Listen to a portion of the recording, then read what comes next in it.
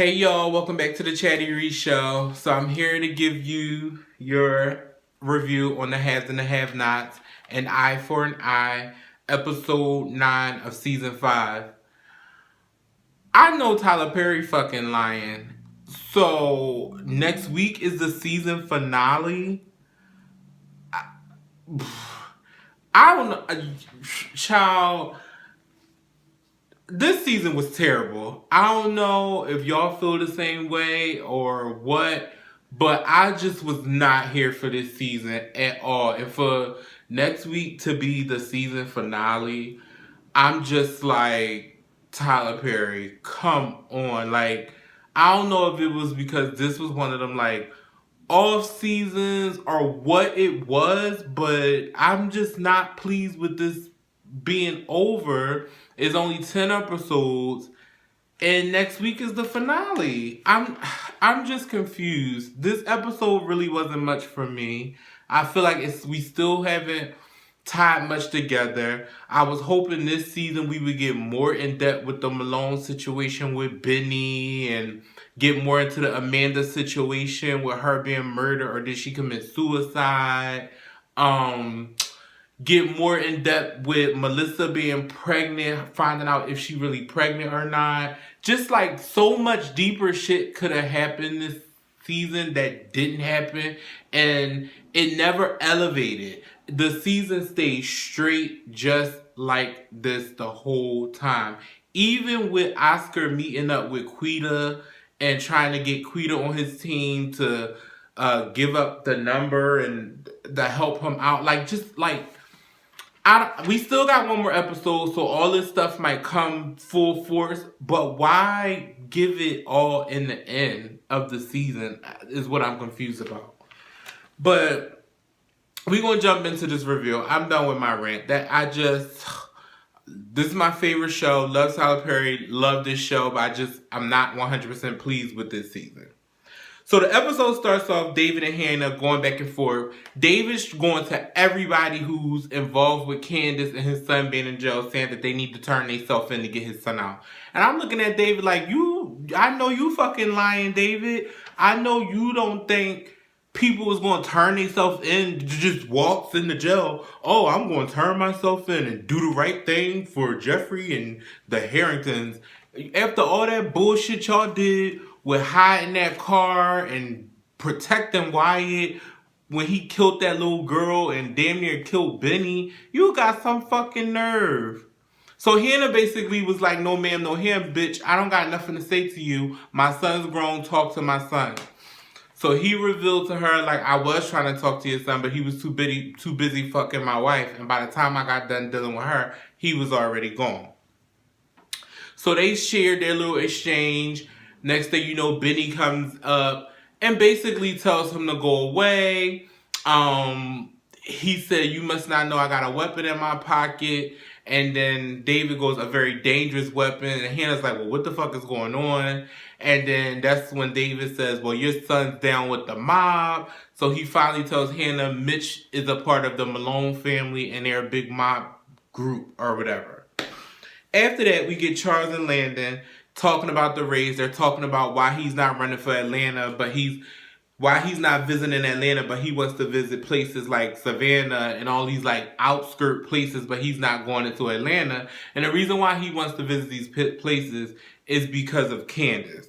So basically Landon is just like, fuck that. Like, you still worrying about Candace because he like him. So, and Charles is like, I said what I said. These are the places that I'm visiting.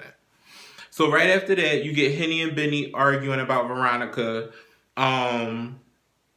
He told him about the Malones. She going off like, you still fucking her. You turning into your sister. You're becoming a big time liar. You're lying to me. This, that, and that. And they're just going back and forth about that whole shit. So next thing you know, Landon and Charles are talking about Landon and Candice. Landon shows up in Candice's hotel room, and basically Landon's trying to get Candice to let Charles see her. They need to see each other because Charles is down. He's missing Candice, and he needs Candice as a pick-me-up. And Candice is basically saying, No, I don't want to fucking see him. I'm not being used as his pawn, as his pick me up, and all of that. I don't want no parts. What do I look like being in the White House? I am who I am. I'm gonna be a pimp, and that's it. So Landon like snapped and was like, "This is not who you are. You're only doing this because of your son died, and you're angry. You could have you have a life waiting for you outside of this." And Candace was like, "Shut the fuck up and get out my hotel room right now." So basically, all in all, he went to leave and was like, "Don't be surprised if he shows up to see you." And then we get Candace standing there with this like confused face on. So once again, we get Melissa and Veronica. They're facing off with each other. Veronica is like, "Where the hell is my liquor?" And Melissa's lying like, "I don't know," but clearly Melissa's drunk as fuck and she drunk the liquor. So Veronica like, "Bitch, are you drunk and you drinking and you pregnant with my grandchild?" And she's still saying no. Then she goes, "I'm sure your mother drunk with you and you turned out just fine, bitch." Like basically just coming at her. So Veronica goes over there, grips her up, shoves a spoon down her throat and makes her throw up in the sink and was like, "Bitch, if you do this again, I'll kill you." And basically told her, "Bitch, clean my fucking sink out." And Melissa was like, "I'm not cleaning shit." So they going back and forth, still going back and forth or whatever. And Veronica's basically letting her know, "Bitch, when you had this baby, I'm on your fucking ass, basically. I just am trying to let you have this baby before I fuck you up." So they scene was pretty deep. They got deeper into it. So now she's blaming the reason why Geoffrey is gay on Melissa, saying because Melissa wasn't a good enough woman to turn her son straight. So they're screaming back and forth. Melissa's like, "He's gay. No woman is going to be good enough. He's gay." And then she's like, "Melissa, shut up. He's not gay. You weren't good enough. It's your fault. You're the reason why my son is like this." Basically putting it on Melissa.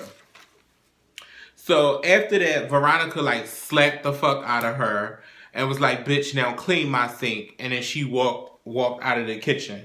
So then you get Jim and Bottom Bitch, Candace Bottom Bitch. They're fucking. Next thing you know, Catherine walks in, runs her out the hotel room. They're exchanging words back and forth about the DA coming and matching the bullets from Amanda to Jennifer Salas together.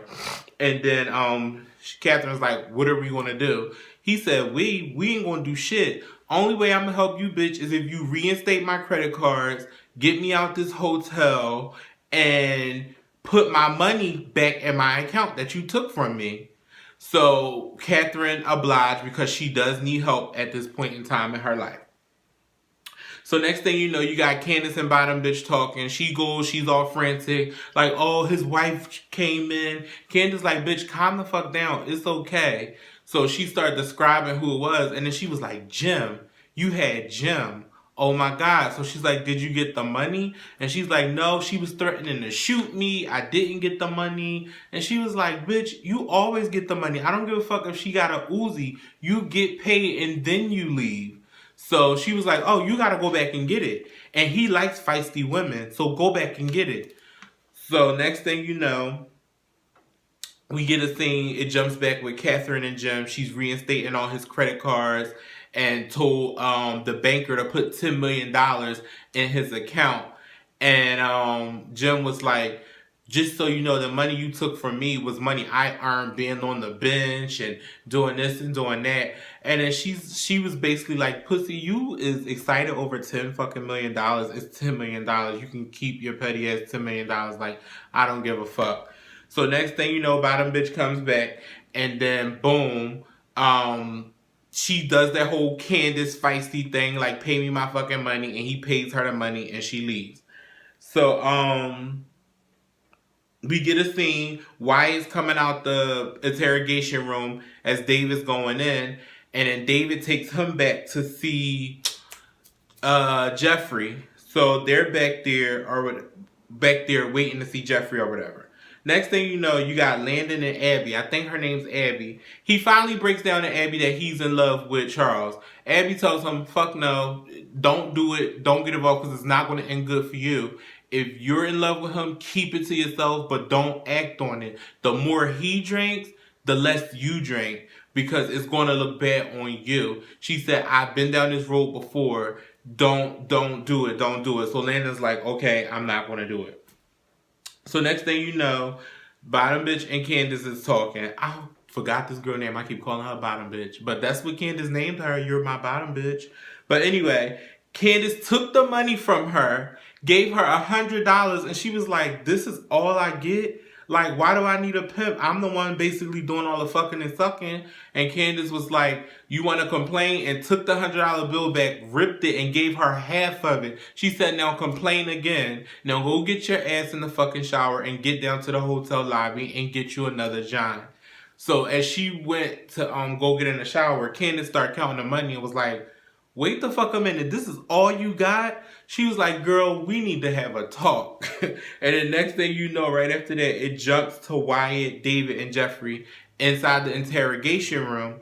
And David was like, I got somebody I want you would probably be happy to see. Wyatt walks in, they're talking, they have their little moment. In that moment, Wyatt really showed up as a friend just in terms of, you know, being a support, saying that when this is all said and done, I'll take care of you. You can come stay with me. You can come live in my house, and I have my inheritance, and I'll take care of you. You've been taking care of me. Now let me take care of you.